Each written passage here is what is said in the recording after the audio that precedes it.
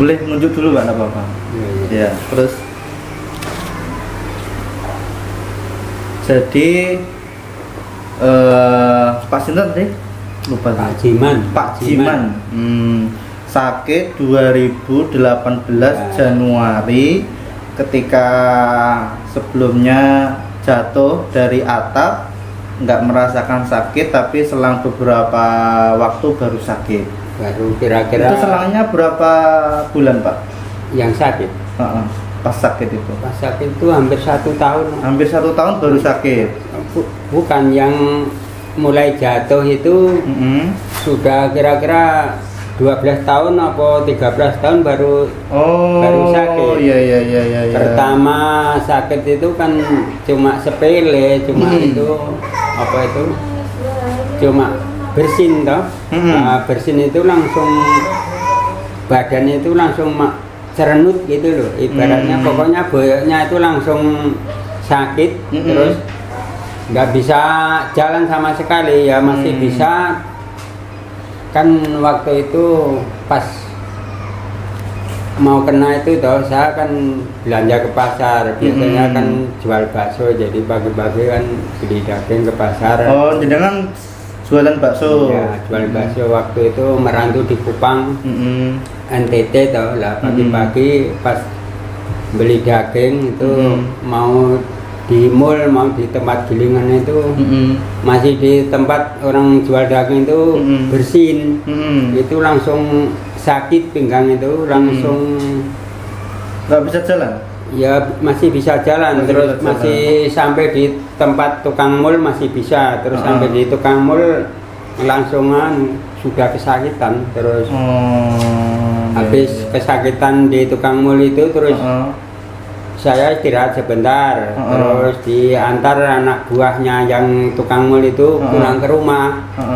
Sampai di rumah berdiri gini sudah tidak bisa, terus itu cuma bisanya tidur di rumah itu, cuma tidur gitu.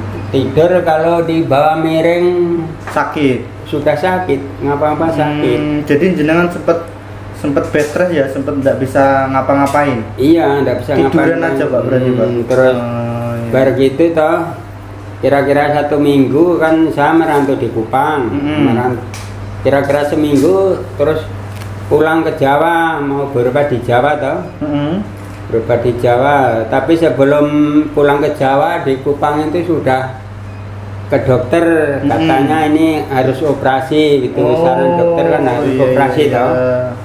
Kalau operasi di Kupang sana kan di NTT alatnya kurang canggih. Kalau operasi harusnya pulang ke Jawa. Sampai di Jawa kan itu terus langsung periksa ke rumah sakit ortopedi. Ya, itu saran dokter itu harus operasi. Ini karena ini kan sudah apa itu apanya yang kejepit ini di rongsen toh banyak sekali, sudah ada 5 titik entah 4 titik begitu. Saran dokter harus 4 sampai 5 titik kena saraf kejepit harus operasi. Nah, saran dokter harus operasi. Terus itu kan wah saya ya mikir-mikir kalau enggak perasaan jenengan pada waktu itu gimana Pak? Langsung down apa gimana? Pas dikandani, pas dikasih tahu kalau jenengan mau dioperasi gitu.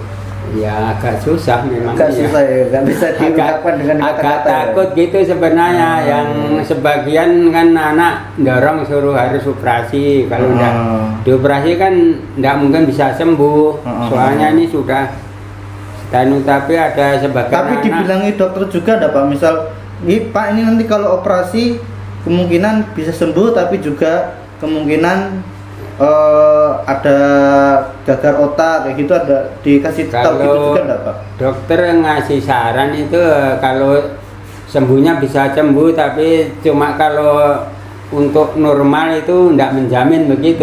Jadi kan saya juga agak ragu-ragu toh.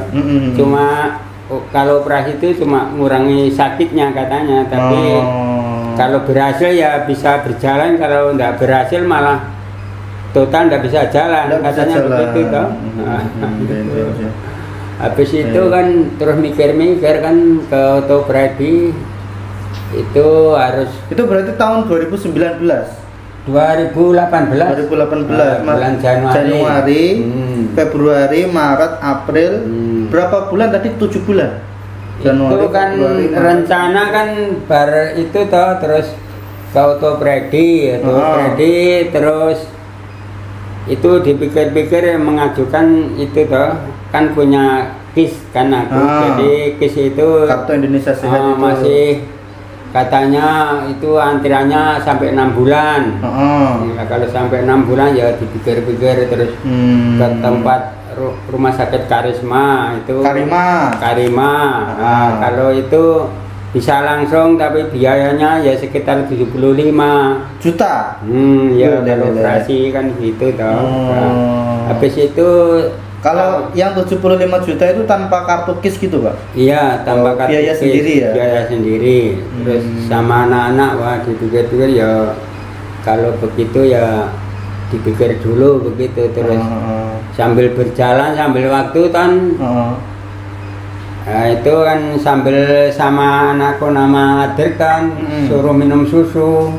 Susu apa Pak namanya Pak? Ya susu ini, susu apa ini namanya? Nggak tahu namanya apa gitu ya? Susu anglen apa? Oh iya, kolostrum. Ya kolostrum. Iya kolostrum. Nah, itu kan sambil menunggu operasi kan kasih minum susu ini. Kira-kira habis 4 kali yang kayaknya kemarin itu. Jenengan mau dioperasi? Sebelum dioperasi, ketika mau hendak dioperasi, minum susu ini. Minum susu ya sama terapi, sama kadang kalau mau dioperasi kan agak ragu-ragu toh.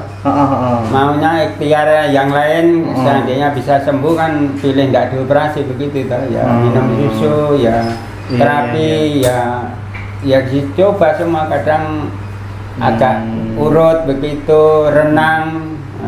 Pas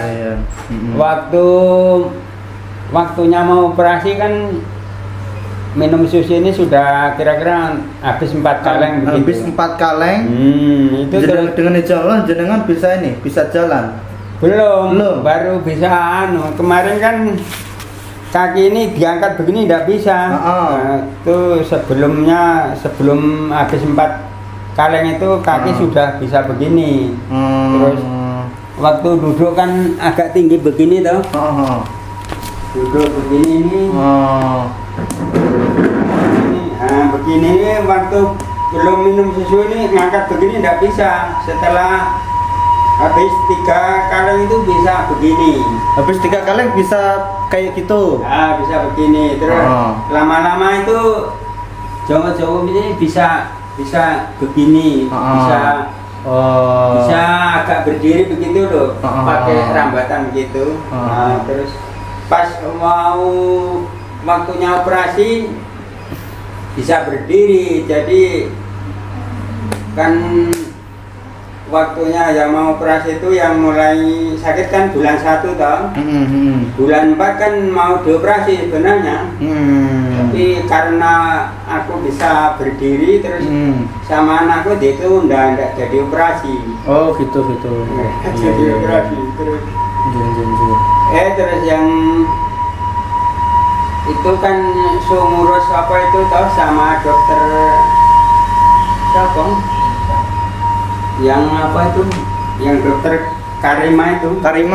Yang dokter Bibi apa itu? Siapa namanya pas? Yes, pokoknya dokter Karima gitu ya. Dokter Karima itu mau dioperasi sebenarnya, tapi pas tanggal 4 bulan bulan 4 itu tidak jadi operasi karena saya sudah bisa berdiri begitu. Masya Allah. Terus itu yang operasinya itu dibatalkan. Sebenarnya kalau operasi juga di ortopedi itu juga gratis sebenarnya kemarin itu kan. Gitu. Aku punya KIS toh kemarin. Sebenarnya berarti jadi jenengan sudah daftar operasi? Iya sudah daftar ya. Jadi pas hendak dibilangi dokter ortopedi minta dioperasi jenengan sudah daftar gitu langsung daftar. Sudah langsung daftar. Cuma nunggu 6 bulan. Nunggu. Pertama 6 bulan terus sama dokternya katanya wah ini kalau 6 bulan nanti terlalu mengempes, kasihan ini dipercepat. Cuma berapa 4 bulan lah berapa kemarin itu langsung sebenarnya langsung bisa operasi. Cuma karena gara-gara ya minum susu apa kemana kan ya renang ya terapi itu bisa berdiri sama anakku enggak jadi terapinya apa Pak? Terapinya jenengan apa? Terapi sama itu di infrared apa itu di listrik itu sinar.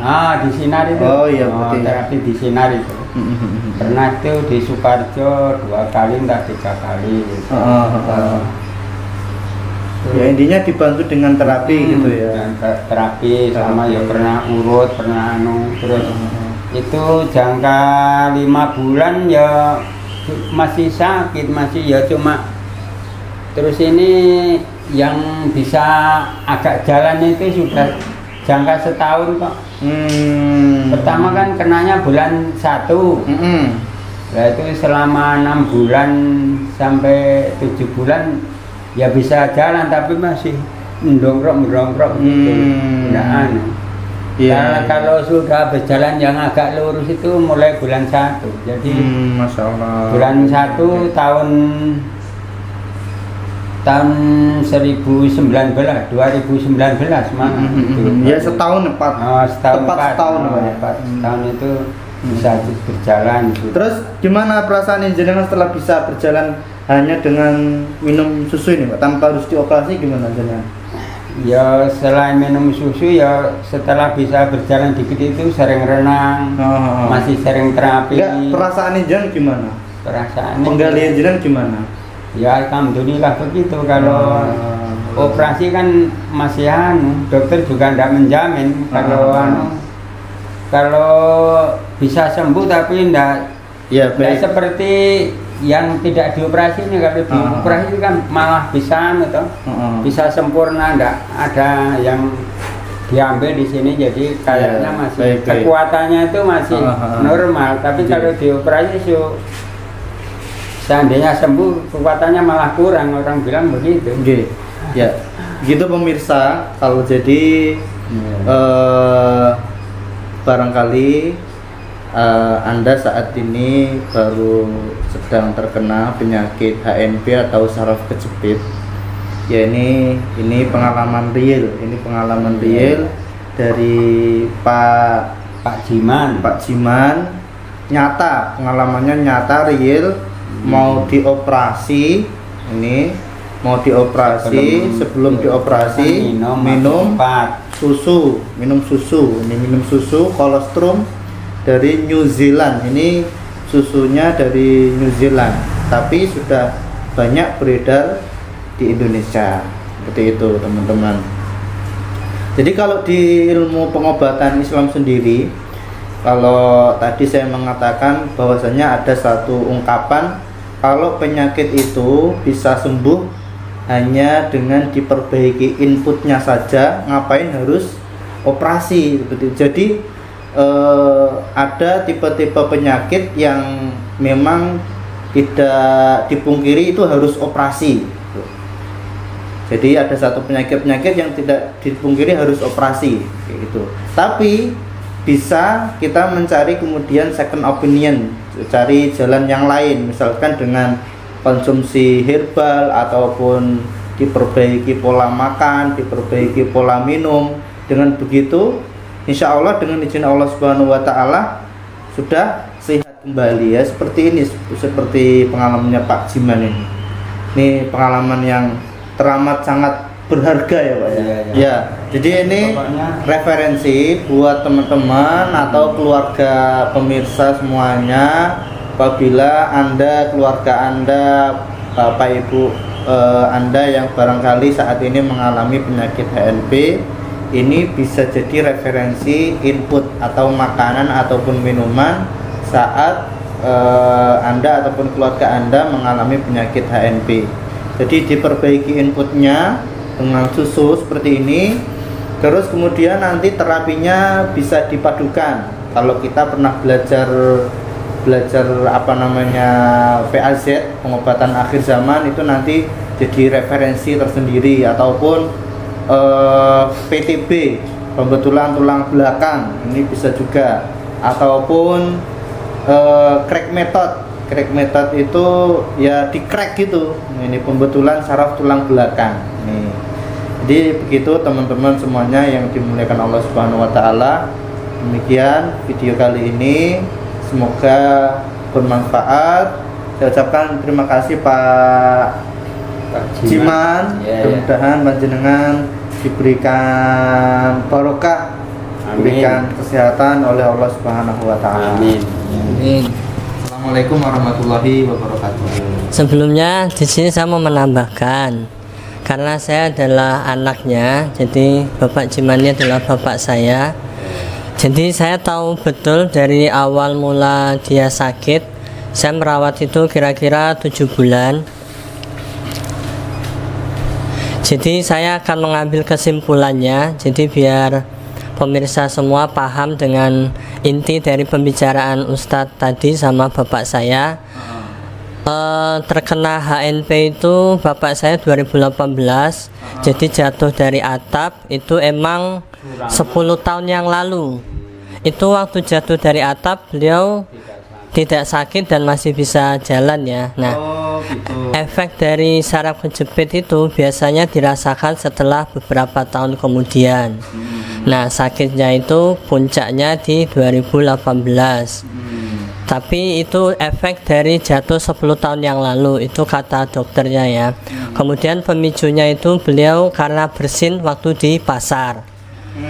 Kemudian saya sendiri sebagai anak karena kasihan, jadi bapak saya suruh pulang ke sini. Kan dulu di Kupang, saya suruh pulang ke Jawa. Karena di Jawa itu kan pengobatannya lebih lengkap, mulai dari tenaga medis, kesehatan, dan alat semuanya lebih canggih. Akhirnya di MRI lah beliau di RS Indriati Solo Baru itu ya. Oh, yang baru itu. Indriati namanya ya. MRI. MRI waktu itu biayanya 2,8 juta kalau nggak salah, karena harus pakai biaya umum. Nah, sekarang barangkali sudah beda ya Mas ya? Sekarang hampir 4 kalau MRI ya, sesuai yang ini banyak yang komentar. Hasil dari MRI semua dokter memutuskan harus operasi ya, entah itu yang di Karima di Solo Baru, entah itu yang di ortopedi Solo, semuanya menyarankan untuk operasi karena kondisi kakinya sudah mengecil dan sudah lemes, dan saya juga kasihan terlalu lama menunggu. Kalau di ortopedi Solo bisa pakai BPJS, cuman biayanya gratis tapi nunggu 6 bulan. Nah, sedangkan saya kasihan, akhirnya saya masukkan ke jalur umum. Umum itu 75 juta. Jadi bayarnya. Daftar di ortopedi 75 juta. Karena nunggunya terlalu lama 6 bulan, saya tarik lagi. Saya pindah ke Karima. Karima itu hanya nunggu 1 bulan. Oh gitu. Nah, selama 1 bulan, 1 bulan itu kan biaya umum 75 juta. Nah, selama 1 bulan menunggu, saya nyoba susu itu. Iseng-iseng nyoba, saya suruh minum. Ya, ini susunya ini ya. Jadi sebelum minum susu ini, saya terus terang ya, bapak itu dulu udah saya bawa ke Semarang, ke Jogja, wis kemana aja lah, Boyolali, pijet, akupuntur, bekam, uap, semua udah saya coba, cuman nggak ada hasil. Jadi buat ngangkat kaki aja nggak bisa, padahal tuh udah terapi kemana-mana. Nah, makanya saya juga kaget waktu nunggu 1 bulan tuh kan minum ini. Minum ini tuh paling 1 atau 2 kaleng, bapak saya bisa mengangkat kaki. Itu udah luar biasa itu. Enggak, ini apa namanya? Jadi sebelum operasi itu sebenarnya sudah tanda tangan operasi ke Karima itu. Iya. Cuma tinggal nunggu 1 bulan aja. Iya. Nah, jadi 1 bulan itu jenengan konsumsi ini. Konsumsi itu. Nah, kebetulan konsumsi ini 3 hari sebelum bapak dipanggil sama Karima. Untuk masuk jadwal operasi. Nah, bapak saya berdiri ya, itu ada videonya, kalian lihat aja. Nah, karena saya kaget juga, lah kok minum susu bapak saya bisa berdiri. Akhirnya saya ditelepon sama Karima waktu hari hanya. Nah mas, ini bapaknya mana kok belum kesini gitu kan. Nah ini bapak saya udah bisa berdiri itu gimana ya? Oh yaudah kalau gitu ditunda aja nggak apa-apa, coba dilihat perkembangannya. Nah akhirnya operasi yang hari H itu saya batalkan dan saya rutinkan minum ini buat bapak saya. Total itu saya ingat betul sekitar 5-6 kaleng. 5-6 kaleng. Iya.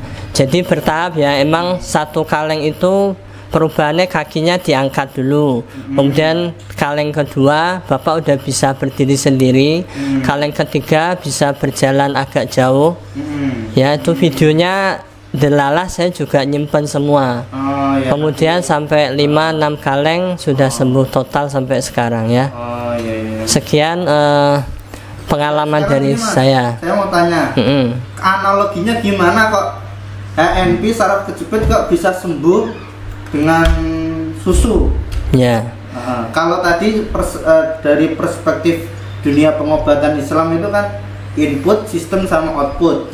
Input itu kan diperbaiki makanan, minuman, terus sistem itu rangka tubuhnya diperbaiki, outputnya barangkali dengan bekam, dengan apa namanya, dengan lintah, dengan donor gitu. Kalau ini gimana ini? Ini kandungannya apa saja sebenarnya kok bisa sampai saraf kejepit kok bisa sembuh gitu? Ya.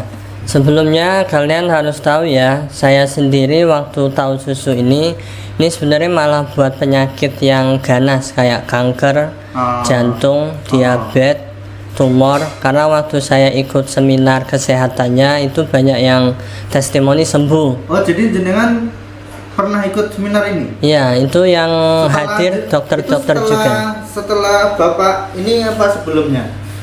Itu sebelum bapak sakit. Oh gitu. Sebenarnya saya udah tahu ini lama, 2018 awal sebelum bapak sakit. Nah, kemudian saya malah mengira kalau susu ini nggak bisa buat HNP. Cuma karena teman saya itu nawari satu kaleng gratis suruh minum, ya udah saya bawa pulang. Oh jadi awal-awal gratis? Saya dikasih. Soalnya beliau juga teman saya di RSUD Muardi. Beliau kenal sama saya karena bikin website dulu. Nah intinya Bapak Angga jelasin kalau susu ini itu ada kandungan kolostrum. Jadi konsepnya kolostrum itu yang saya pelajari selama 1 tahun terakhir ini, dia bisa menyembuhkan segala penyakit apa saja ya. Dan semua penyakit itu kan berasal dari tulang belakang. Semua inti saraf itu kan ada di tulang belakang. Jadi termasuk ilmu yang saya pelajari, ketika seorang tulang belakangnya bermasalah nanti pasti semua benjolan, penyakit, ada jantung. Betul. Nah sifatnya kolostrum, dia itu memperbaiki organ dalam secara menyeluruh. Jadi semua penyakit yang ada di tubuh kita ini bisa sembuh sendiri selama daya tahan tubuhnya baik dan asupan nutrisi tulang belakangnya baik. Nah itu bisa kita dapatkan dengan bantuan ini ya, kolostrum. Itu secara konsepnya kenapa kok minum susu aja sembuh. Karena emang menurut saya saraf kejepit itu bisa sembuh dengan cara apa saja, tergantung dari semangat kita untuk sembuh dan sehat, dan juga ikhtiar kita dan perbanyak doa. Nah salah satu usaha ikhtiarnya ya coba dengan ini. Ini untuk perbaikan inputnya. Ya betul, untuk bagian organ dalam. Macam-macam ya. Nah untuk terapi luarnya nanti kan bisa sepeda, bisa renang, jalan di air, atau mungkin yang lain masih banyak gitu. Ya, saya hanya menambahkan sedikit, semoga bermanfaat.